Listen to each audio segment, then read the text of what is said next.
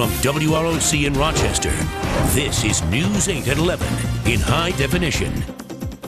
Good evening. With 28 homicides and many more shootings, this has been a violent year in the city of Rochester.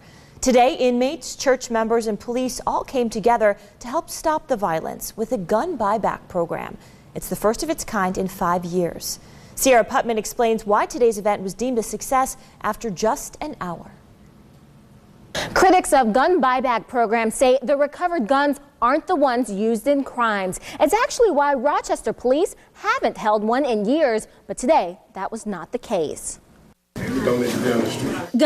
Guns, Adam 5'9", and more guns. Ben Davis turned in 2 at Saturday's buyback program. If you can find one, you see one, get it off the streets. Orleans County prisoners came up with the plan and raised money. They then contacted the Full Gospel Tabernacle Church and police to put it in motion. It's coming from the inside. This is a message from the inside to the outside. Maybe we'll send a message to this community that's saying there is a better life. In just a few hours, Rochester police unloaded and disarmed more than 100 guns. At one point, they had to go buy more gift cards to pay for them. I am overwhelmed. I never thought this is beyond me. I never thought I would see this kind of success. The Rochester Police Department says it knows some of these guns were probably used in a crime. Just take a look at this one. Both the stock and the barrel were cut off, which makes it easier to conceal for a criminal to use. Davis found this sawed-off shotgun in an abandoned building. When they're boarded up, they're not really boarded up. People still get in and out of them. I have no doubt in my mind that it was probably something that was used in either a shooting incident or reckless endangerment. Stolen and illegal guns are a huge contributor to Rochester violence. A quick glance in his wallet, and Davis can show how close to home it hits. And my son was killed about 15 years ago. He was shot. So it's really the reason to get them off the streets. He hopes turning in these weapons saves a life. Life is precious. When it strikes home, it just becomes more precious to you. So another family doesn't go through what his did. After today, both police and community members say they will consider possibly having more gun buybacks in the future. Sierra Putman, News 8. The loved ones of a teenager shot and killed said their final goodbyes this morning. The funeral for 18-year-old Malcolm McFarland took place at Elam Christian Fellowship on East Main Street. Family members described the teenager as outgoing and loved. He was shot and killed Tuesday morning on Flower Street, making him the city's 28th homicide victim this year. Police continue to search for a suspect. New at 11 tonight, friends and family of a woman killed in a house fire in Rochester last weekend gathered to remember her tonight. 38-year-old Chandra Majors was a mother of 7. Loved ones gathered for a candlelight vigil and balloon release tonight on Pierpont Street. Neighbors say just hours before the fire last Saturday, a fight broke out between Majors and her boyfriend. The cause of the fire remains under investigation. An early morning stabbing put one man in the hospital and a woman under arrest. Rochester police say a 32-year-old man was stabbed several times on Jefferson Avenue just before 4 this morning.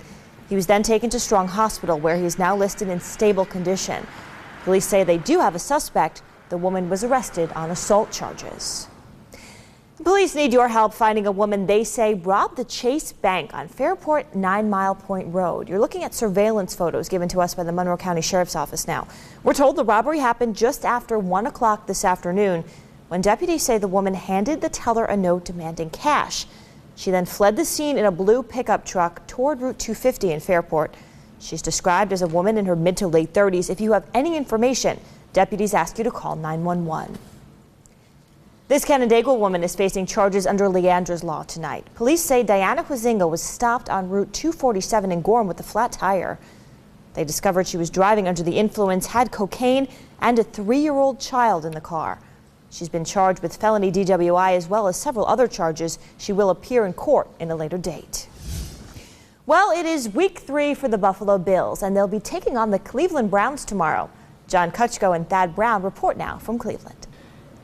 Here with Thad Brown at Cleveland Browns Stadium. And Thad, it's week 3. I don't want to overstate things a whole lot here, but considering the schedule after this game tomorrow in Cleveland, you got the Pats at home, then on the road at San Francisco, then to Phoenix to face a Cardinal team that's unbeaten right now, This is a big game here tomorrow against the Browns. We knew this from the moment the schedule came out back in April. The Bills' goal first 7-8 weeks of the year would be hang around 500, not end your season early. And this is an opportunity for the Bills to get a win against a team we think they are superior than. Now, the Bills haven't won on the road in a while, and that's an issue. But if the Bills are a playoff team, or at least a playoff contender, this is a game they really have to get. And this is a Browns team that is 0-2, but they've been tight losses, especially week 1 against an Eagle team. That game was played here. And even last week, Brandon Weeden threw for 300 yards in his second career start. Trent Richardson looks like the force everyone thought he would be. This is a team that has weapons. If Joe Hayden plays in the defensive backfield, he will be a problem for the Bills. This Browns team is not the pushover from the 6-3, 8-0 Bills-Browns series days. This team will be formidable tomorrow, and if the Bills don't take them seriously, I don't think they won't. But if the Bills take this team lightly, they can get picked off. And you can see the game on Channel 8 and CBS kickoff tomorrow at 1 p.m. For Thad Brown in Cleveland, I'm John Kutchko. All right, guys, thanks. Back here at home, a group of volunteers spent their afternoon helping to beautify their Rochester neighborhood. About 50 volunteers came out to help spruce up the Josana area. They're cleaning up 2 small overgrown vacant plots at the corner of Broad and Smith Streets and Broad and J Streets. Volunteers put up some new signs. They also did landscaping work to make the lots more welcoming. Today's beautification project was a joint effort between Flower City Habitat for Humanity, the Charles Settlement House, and the Northwest Quadrant neighborhood. Neighborhoods are defined in many respects by the gateways, the entryways into them. And so if you have a very attractive entryway or gateway, then again, people's attitudes really do change. So that's what we're really talking about. There's been a lot of community support to beautify the Josana neighborhood. Earlier this summer, another group turned a vacant lot into the Orchard, a community gathering place developed by Project Scion. Well, the Fringe Fest was in full swing today in Rochester, and dancing sensation group Bandaloop performed for the second time. As you can see, they're swinging here on the side of the HSBC building, turning it into a dance floor. This is the first festival of its kind here in Rochester. It features hundreds of different theater, comedy, and other types of shows. It will wrap up tomorrow. For a full schedule of the Fringe Festival, just head to our website, rochesterhomepage.net, and look for this story under News Headlines.